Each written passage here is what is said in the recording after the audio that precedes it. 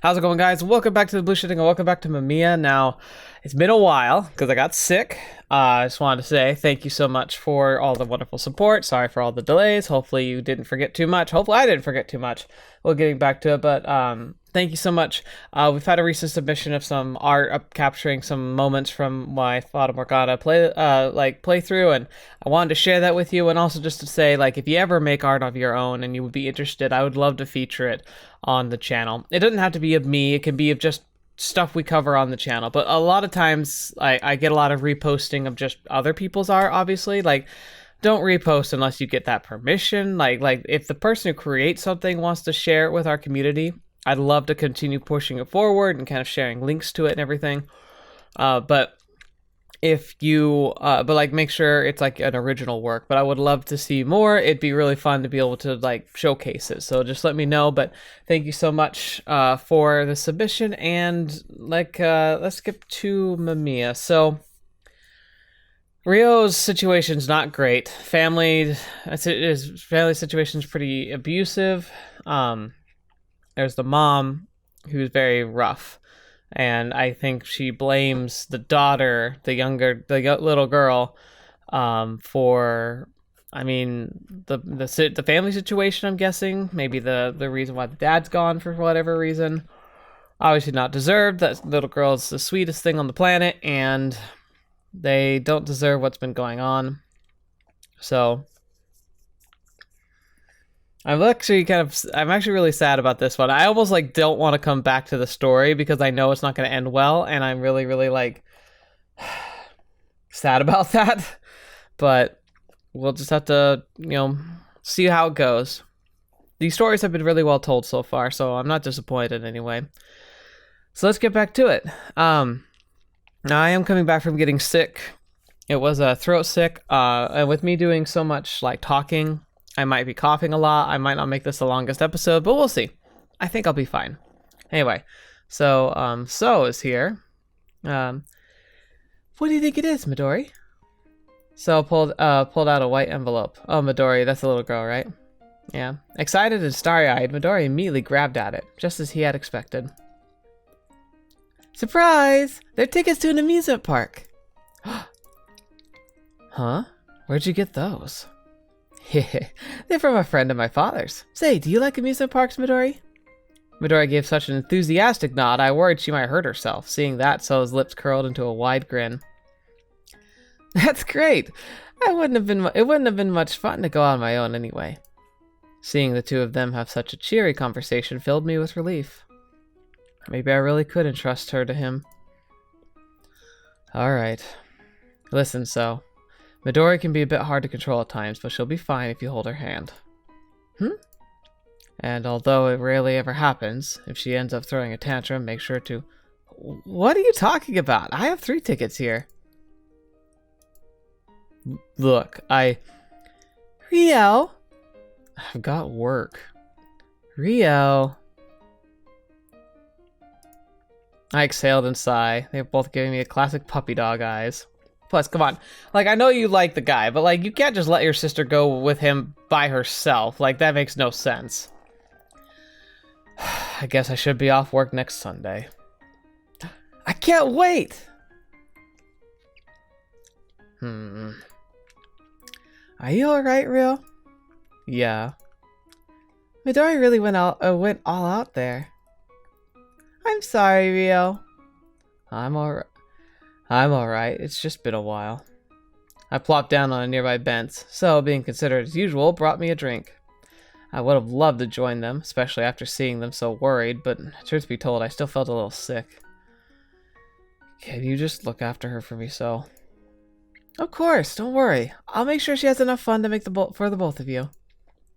Okay, so he has motion sickness, it sounds like. When I heaved a sigh of relief, Suou and Midori exchanged looks and chuckled. I haven't seen her smile like that in ages. You could do with a bit more smiling yourself, Ryou. Come on, I'm having plenty of fun as it is. Smiling's good for your health, though. They say it lowers stress. This is the most disturbing. Mamiya's been kind of a disturbing figure in all of these so far, but my gosh, this one. Ugh. Just give it a try. Mamiya seemed decently satisfied by the forced, awkward-looking smile I gave him.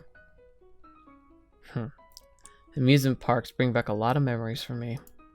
I've never been fond of overly crowded places. But for whatever reason... I don't remember ever coming here with my mother, but... Oh, that's right. Midori wasn't with me, either. I went all by myself. Wait, did I really? No, I think there was someone else with me. An adult. Are you feeling better from the coffee cup right now? Oh, well, no wonder he feels sick. That makes most people... Like I have a pretty good stomach for rides, but that ride will make you sick easy. Yeah. Then let's go ride the merry-go-round next. Hey, Mamiya. I staggered to my feet as Mamiya started pulling me by the hand. We headed straight for the merry-go-round. Only a few people were waiting in line, so we could get on almost right away.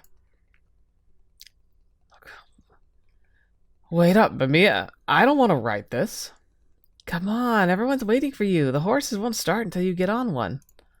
Urged on by Mamiya, I reluctantly climbed on top of the horse. It was the only black horse surrounded by a bunch of white ones. I don't like this. That's terrifying. So he has a weird half memory of coming to an amusement park, but he can't remember with who. I have a feeling that's not going to be fun to figure out what that is. Good choice. It's a quality breed. Strong and proud animal. Mamiya acted almost like he knew the thing. Despite finding this whole situation ridiculous, I still found a tinge of excitement when I realized I'd managed to pick a reliable steed. You know this horse? Of course I do. It's been through many battles, guiding its masters on countless victories. It's pretty well known, actually. Are you sure it's okay for me to pick this horse? You're getting the wrong idea, Ryou. It's the opposite. The horse picked you. Really? Horses are smart animals. They're able to gauge the capacity of human beings. Ryou, you're the only one worthy of this horse.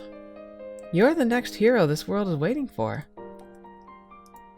After confirming that everyone had gotten onto their horses, the attendant headed to the control box. Lights flared up all around us. There was a cut prism in the middle that reflected light everywhere. Mamiya got onto the horse next to mine, looking like a loyal vassal waiting on his king's orders. In a creepy bunny hat. I'll follow you to the ends of the earth. After images of light appeared in the darkness every time I blinked. I mean, we're... Mamiya looked at me straight in the eye. Always there, right next to your heart. The horse sprang into motion with the sound of the buzzer. The announcement finally snapped me back to reality.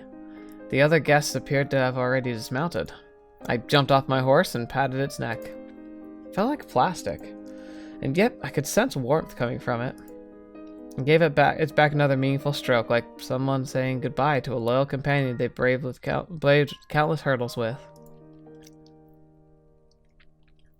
Ryou, where on earth have you been? So, and Midori too. We went on the roller coaster. I thought my heart would jump out of my chest when it brought us to the top. I want to go again. You do? Really? Wow, you're braver than I am. Why don't you go with her, Ryou? It can't be much fun sitting on a bench all day. I haven't had this much fun in my life. Huh? I love amusement parks. I'm really glad I came. Thanks for inviting me, so. I'm having lots of fun too. It's getting a bit late though. Then let's make the Ferris wheel our last ride. I bet it's beautiful around this time of the day.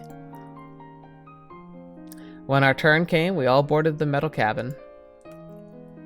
You don't look too comfortable there. Yeah. It happens to be all the time. I'm used to it though. Because he's so tall. You're so... no, yeah, it's Midori. You're so small, Ryou. I guess. Wow, it's so beautiful, Ryou. Kato, look! It really is pretty. Do you think we can see our house from here?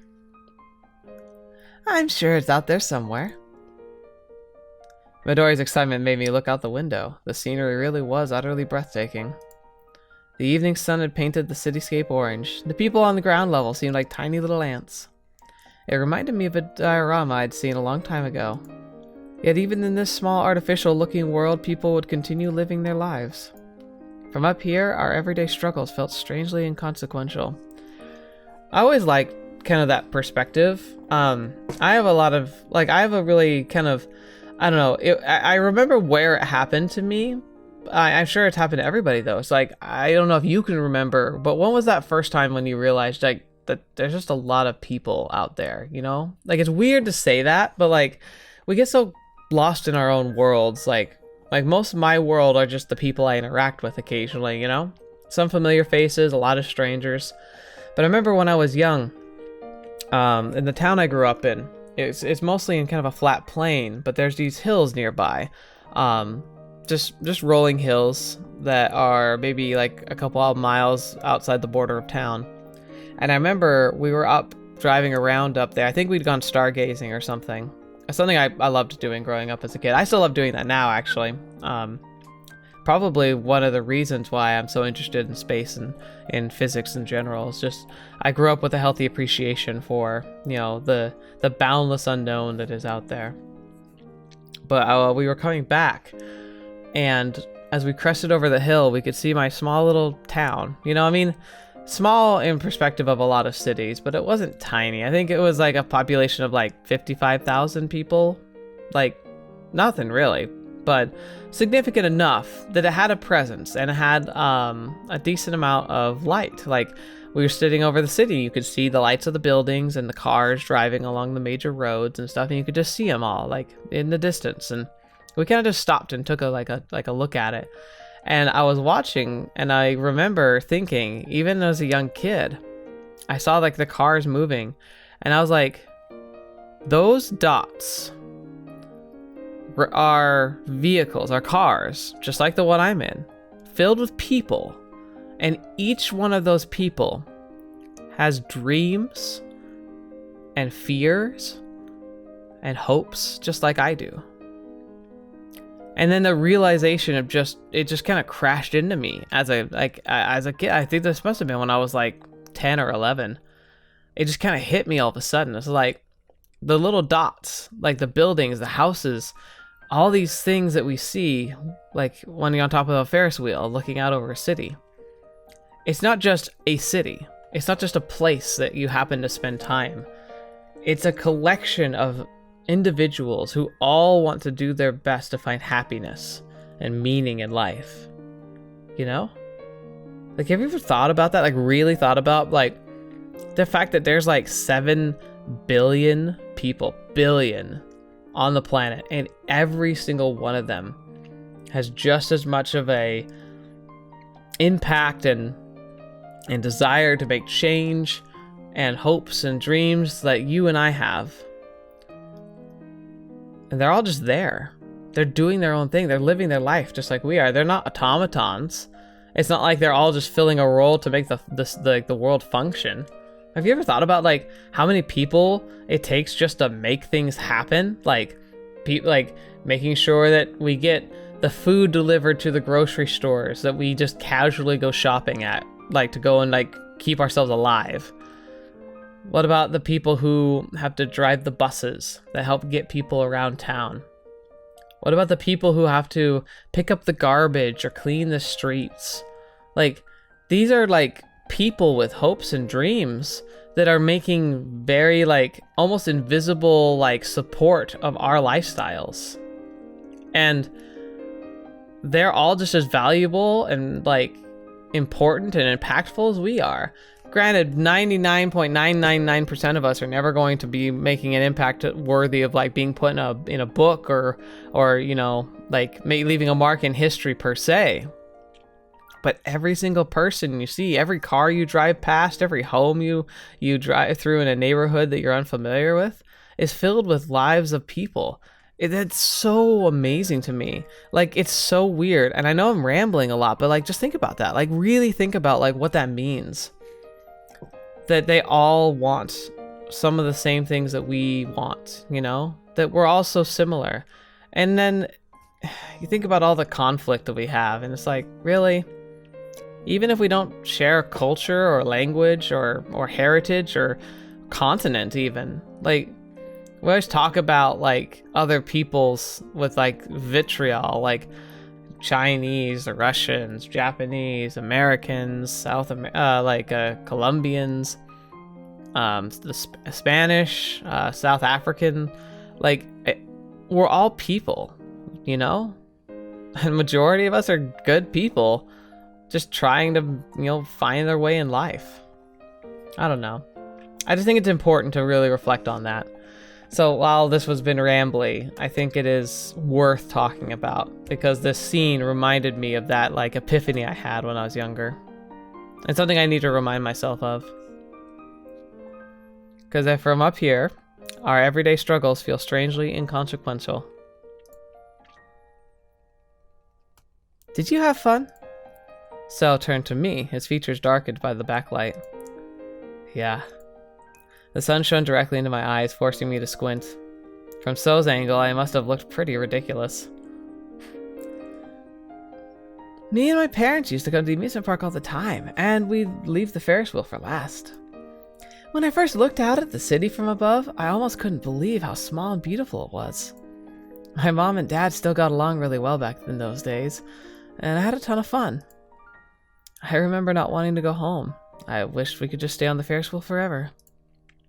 So, you see, I wanted both you and Midori to have that same experience. I see. I appreciate it. I'm glad to hear that. Smiling, Suou tilted his head to the side, made me feel somewhat wistful. He seemed to have noticed how exhausted I was. I was supposed to be looking after them, not the other way around. I averted my eyes out of embarrassment when... Hey, Suou? Okay. That seems weird. And I just had a thought, Midori is here, right? Hello there. Huh. Who the heck? Suou and Midori had been right next to me until a moment ago, but now they were nowhere to be found. Okay, what is happening? Instead, I saw an unfamiliar man sitting in front of me. Wait a second. Do I really not know him? I've been waiting for you. Minato. No, that can't be. He'd never have this kind of intimidating aura. Huh. I felt a shudder make its way down my spine. I was short of breath and drenched in sweat. Who the heck is he? And why did I... Do you remember me? I'm so happy. All sorts of images flashed in my mind. Flowing liquid. The screeching of metal. The taste of blood. There's no need to be afraid. Painting a merciless arc, the Ferris wheel continued to rise. I just want to talk. I was trapped in here. Okay, what is happening? Mamia! Mamia! Mamia! Mamia! Ryou, are you okay? You need to calm down. Huh? So, are you okay? You suddenly collapsed. Ryou! Ryou! Midori. I'm sorry. This is my fault for suggesting you ride the Ferris wheel. I'm sorry. No. You're wrong, so I enjoyed it. I really did. You don't have to apologize. I'm not lying. I had the time of my life. Well, that wasn't disturbing at all. Look, it's Kikuchi. Why do you even bother coming in? There's only one class left. Dang, that glare.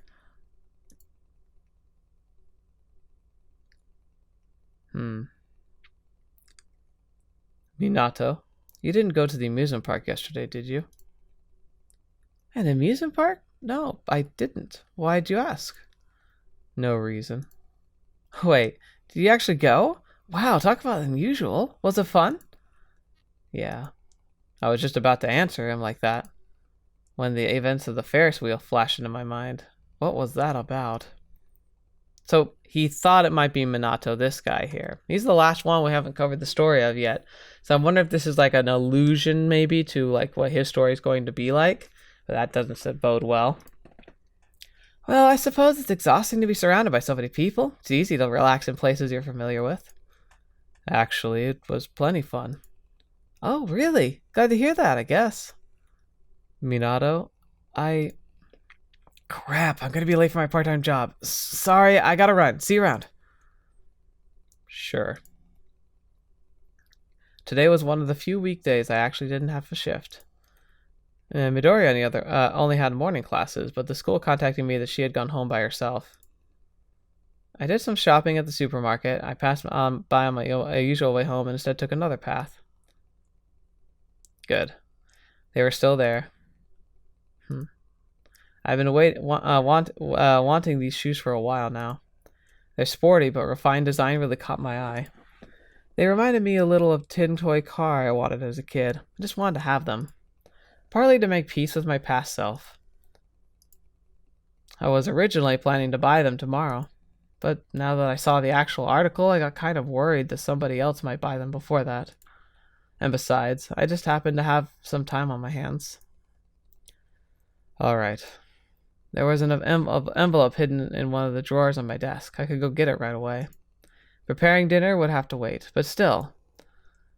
Okay, don't you go anywhere now. I'll come back for you. I'm home. Haha. Welcome back, Ryou. Crap. Huh? Why was she already home? I didn't hear you. I'm home. Haha, look at this, Ryou. I bought a new bag. Where the heck did she get the money for that? She wouldn't even leave enough for Midori's food, so how... God, I've been waiting for this for so long. And then I got this unexpected bonus. Aren't I the luckiest? I had a really bad feeling about the way she said that. Yeah, I think I know what this is too. I immediately rushed to my room and rummaged through my drawers. It wasn't there. I couldn't find it anywhere. The money I'd been saving for so long was gone. You only have yourself to blame, Ryou. I mean, who keeps all their valuables in a drawer? You should really be smarter than that. When you leave cash like that out in the open, it only makes sense I'd take it, you know. Wasn't that their escape money too? Like, wasn't that his plan? That sucks. I felt a sudden urge to kill the bee on the spot. But if I did that, what would happen to Midori? She'd be left without a mother, and her brother would become a criminal. I couldn't force Midori into a situation like that. So in the end, I simply gritted my teeth and clenched my fist hard enough for my nails to bite deep into my palms. That was all I could do to stifle the building rage while watching her go back to her bedroom in a good mood. So this was how people were driven to suicide. Oh, fetch. The pain accumulated, and one day, you would just snap.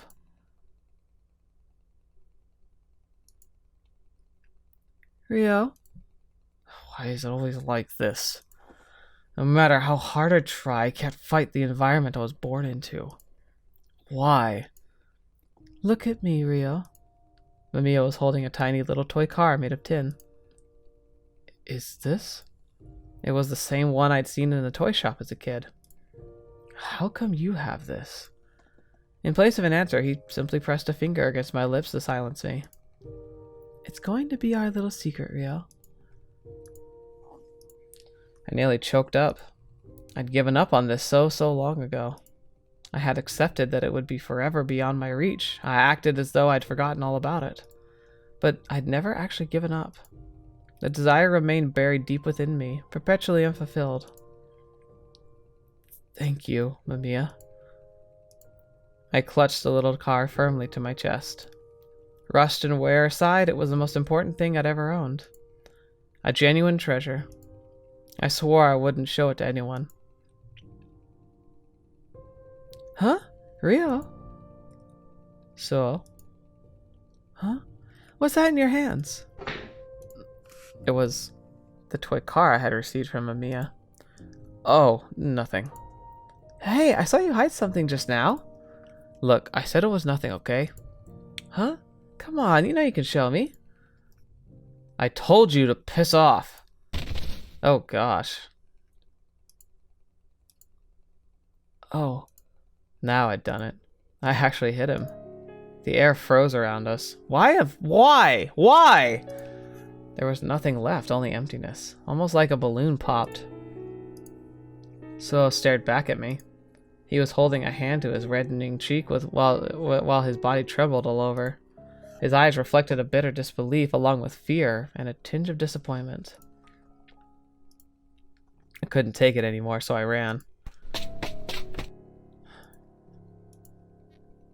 I didn't mean to actually hit him. He looked at me like exactly the same way my classmates always did. I didn't even know he could make a face like that. Ryou, it's always like this. It is always like this. I act before I think. It doesn't matter how hard I try to fix things, nothing ever works out. I'm a piece of trash. I was born into this and I can't change it. Ryou! Mamiya. I'm here. Mamiya. Let's go home, Ryou. Mamiya, what should I do? It's simple, Ryou. You have to live with yourself. I have to live with myself?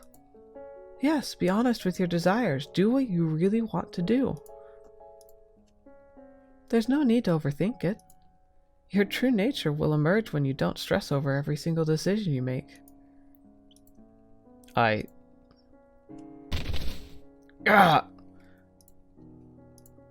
Giving in to my emotions, I acted without thinking. You little turd! I dodged the fist of a man 2 heads taller than me and swung my iron pipe at his back. He cried out as his back arched from the pain. He seemed to have been the last one. I took a quick look around and saw no one else approaching. And the ones I'd already knocked down wouldn't be standing up anytime soon. The only thing moving was the flow of blood. Fetch, man. Once again, the air itself felt dead. I could barely remember the last time I'd lived freely. And today was just as hard as it had ever been. I desperately tried to inhale. It's just like you said, Mamiya. This is me. This is who I am. Seeing the blood dance in the air after every swing of my pipe made it easier to breathe. Hey, Ryou. We haven't been to judo practice together in ages. You want to do it today? I walked off, completely ignoring Minato. But he kept following me. I know you haven't been to the dojo in a while, since they told me to bring you along next time I went. I'm totally out of shape now, so I was having a bit of a hard time doing everything. Just go by yourself. I'm not interested. You're in my way. Ryou, wait. Minato grabbed my arm. The strength of his grip surprised me. You've been acting weird lately. How so? How? You mean you can't tell? Don't you remember what we've been taught? Strength exists for self-defense, not hurting others. I know you take down thugs that pick fights with you, but it's all been in self-defense. For the last couple of days, though, you've been actively going after them. I had no idea what he was talking about. My mind was filled with the incessant sound of metal clashing against metal. It drowned out everything else, making it difficult to process what Minato was saying. What about our sister? We haven't talked to her in a while. Is she okay? Come on, throw that pipe away. It doesn't make you look cool. Step aside. No. You're in my way. What's changed you, Ryou? I'm telling you for the last time, step aside. My body moved by itself. I lifted my pipe and was about to swing it straight at Minato. Do it! You can hit me too. He wasn't running away. Instead of closing his eyes, he firmly locked gazes with me. This is stupid. I lowered the pipe and shook off Minato's hand as his grip weakened. Ryou! I wasn't born in a nice place where such platitudes actually apply. I stopped going to school. I didn't feel like seeing anyone. All everyone did was give me judgmental looks anyway. I hit people to breathe. Before I knew it, that iron pipe started feeling like a natural extension of my hand. How has he not been picked up by the cops by this point? I hit their arms, their stomachs, their shins, and their heads. That's alright. You've got the right to choose the world that's easier for you. You're special. Mamiya's words had an encouraging ring to them. I could choose the world I'd live in. And in that moment, it felt like I'd just been set free from all my shackles. How long had it been since I stopped being honest with myself? I evened out my breathing and looked up at the sky, listening to the howl of the cold December wind. It had been painted crimson. The iron pipe in my hand reflected the evening sun. I felt like the blood splattered all over it resented me. I should go home. As I walked along the footbridge, dragging my pipe behind me, I came upon a familiar man. Ryou. Suou. You need to stop this. This isn't you. Oh, you saw all that? I was just passing by and... Suou. If this isn't me, then what is? Who am I really? Well, you don't speak much and always look angry, but in truth, you're kind and considerate of others. That's who you really are. That's only what you want to see in me. Don't push your ideals on me. I respect you. You should never resort to violence. It's wrong. And you're saying you're right? Huh?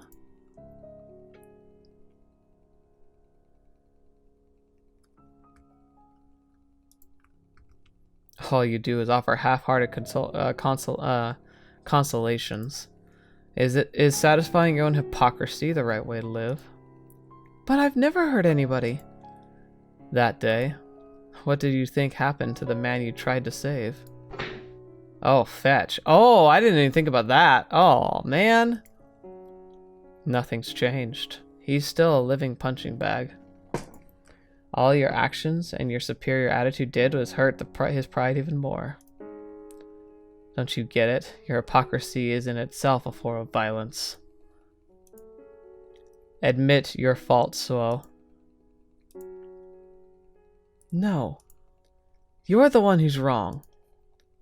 Give me a break. You've no idea how I feel. I'm the kind of person that punches first and asks questions later, the exact kind you hate. I was born like this. It's in my genes. I'm different from you in every conceivable way. I wish it was easier to listen to myself. This isn't as easy as I thought it was going to be. Can you hear that? It doesn't sound the same. The voice doesn't sound the same.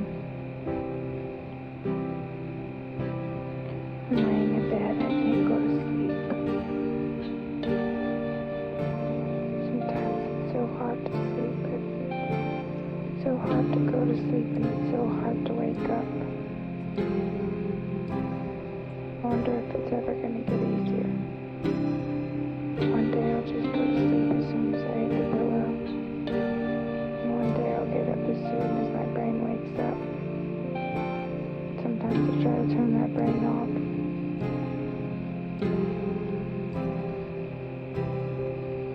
Today's Mother's Day.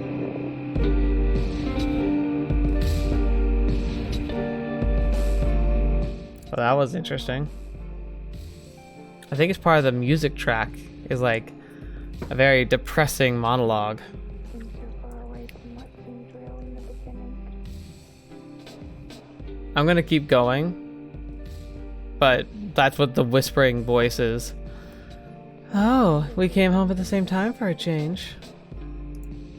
Hey, what's the matter with you? At least greet me when you walk in. And why is the sink filled with dirty dishes? It's your job to do them. Shut up. What? What did you just say? Try saying that again. Who do you think feeds you and lets you go to school, huh? Come on, I'm not hearing you. I didn't choose. I didn't choose to be born into this household. Huh? Children can't pick their families. Neither I nor Midori ever had a choice. Oh, I see how it is. God, this sucks. Nothing good ever came from having that darn kid. I wish she'd never been born. I go through every gosh darn day thinking that, you know? I knew that I'd only been using my mother as an excuse for my personality. But even without all that, I'd still be trash. The iron pipe screeched against the floor. I felt the blood under my fingernails tingle.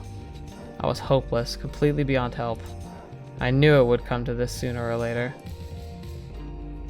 That's not good. Ryou, what are you?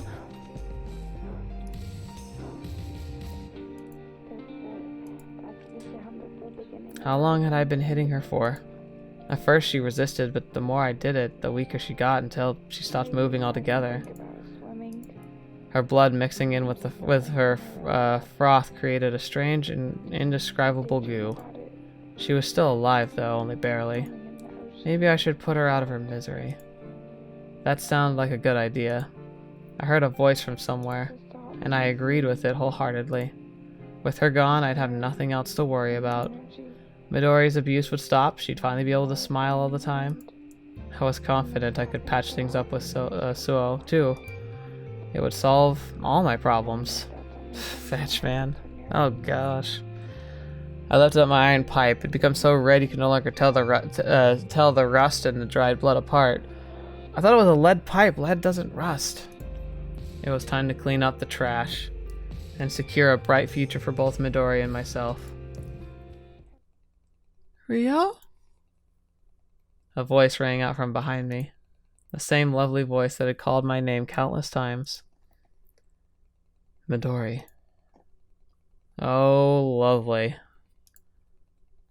Huh. Yeah! I can't do yells. I can't do yells. I wanted to try, but I can't. Oh gosh, that's embarrassing. I even tried that. Midori's ear-piercing scream filled the entirety of our house.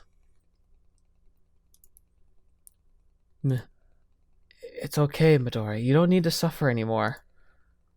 She won't hurt you ever again. Aren't you happy? Stay away! Midori slapped my hand away. It was the first time she'd ever rejected me. Meh. Oh, she's terrified. Midori's voice grew unrecognizably hoarse, yet she continued to scream. A flood of tears covered her entire face. She was no longer looking at me as her brother.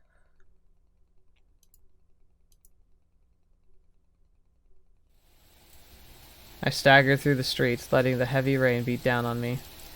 I had no direction in mind. Suou and Midori had both rejected me. I had no place left in the world, so where was I supposed to go? The iron pipe in my hand felt heavier and heavier, almost like it was gradually soaking up the rain. I had nowhere to go, no place to call home, no one to trust or rely on. I had nothing. Mamia. It didn't matter to me if the world ended.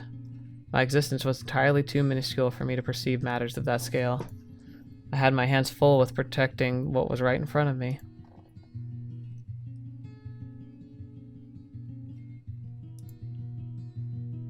Ryou, do you want me to save you from this world?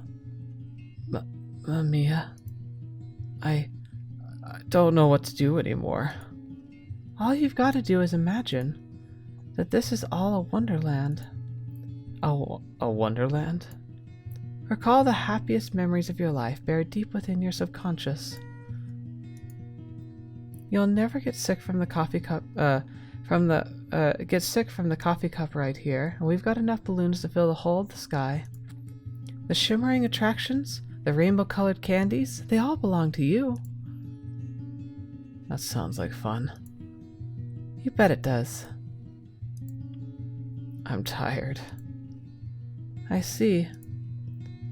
So tired. Then let us go. Come, Ryou.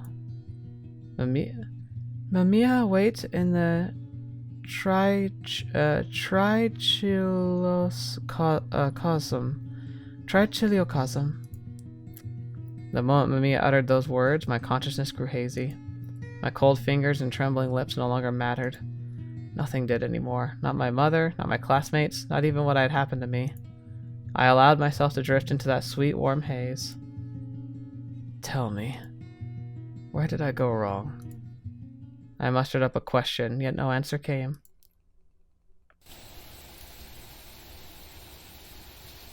I ran my palm across Kikuchi's cheek as the heavy rainfall beat down on both of us. I felt no warmth at all, only the chill of death. Why, Kikuchi Ryou? Alright. And that's the end of that. That's interesting. So you guys mentioned in the last part that what we're seeing are kind of like parallel worlds, like parallel like possibilities, I guess you could say. But the thing is that almost does roll in directly into Kato's story, if you think about it. Because like, so he murders his mom and then wanders away from his sister into the rain and loses his memory.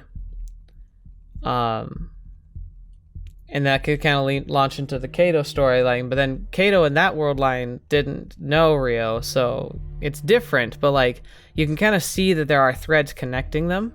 It's really interesting. And then Midori, horrible, horrible, horrible thing to have to watch and see. Like, am I crazy that like I keep trying to compare her to like the maid from the other story? Like, am I wrong there, or like am I just having my own shared illusion there? Because like I feel like I just can't shake from me like this idea that like she's like a more grown-up version of that little girl. But man, what a sucky thing to go through. That story felt like it was shorter though. Was it? Like, or am I just going crazy? Anyway, thank you guys so much for being here. Thank you so much for joining me. Besides my terrible voice acting, I'd love to get better at it, man. I really do. Like, I hope someday I can. I'd like to be able to do voice work someday, even if it's just like small little parts in visual novels or something. It'd be so fun to be able to be a part of that. But yeah. Oh, I guess I'll start talking about this just because it's important to say as we get up to it. But assuming that it's not shut down because of like new COVID rates or whatever, I am officially planning to attend New York Anime Con. It's the one of my Crunchyroll. It's in November. I do plan to be there. I actually have submitted. I'm going to try and see if I can do a panel.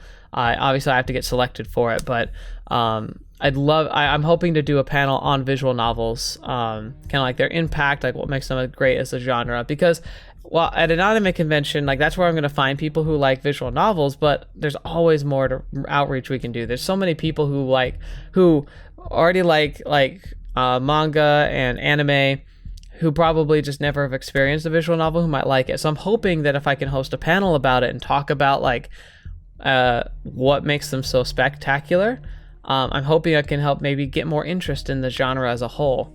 But regardless of that, like when those, like if and when that kind of stuff happens, I'll put an announcement out. But just if anyone who's watching this is interested, and I'll be saying this on the end of a lot of videos, like I would love to try and schedule a kind of meetup. I mean, you might run into me randomly there, which would be really great, but like I also think it'd be fun to try and actually plan, like, hey, let's meet up at this spot at this time, and like, just, I don't know, like chat, hang out. I guess if you wanted photos, you could do that, but I honestly don't think that did.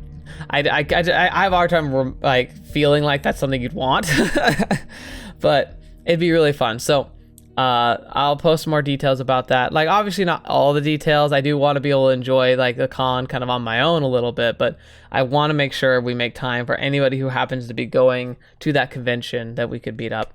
I also do plan on doing cosplay. Like, I'm gonna try and like perfect my Okabe cosplay. I think I've got pretty much everything I need now. Except for I probably need to get a wig of some kind, and I've never done that before, so I gotta figure that out. Anyway, thank you so much for the patrons who are being here. Thank you for your support, especially when I have like the downtime, when I get sick or go on a trip or something. I still appreciate your continued support. Thank you so much for that. It really means a lot to me, and like I plan to use that to continue to make the channel better.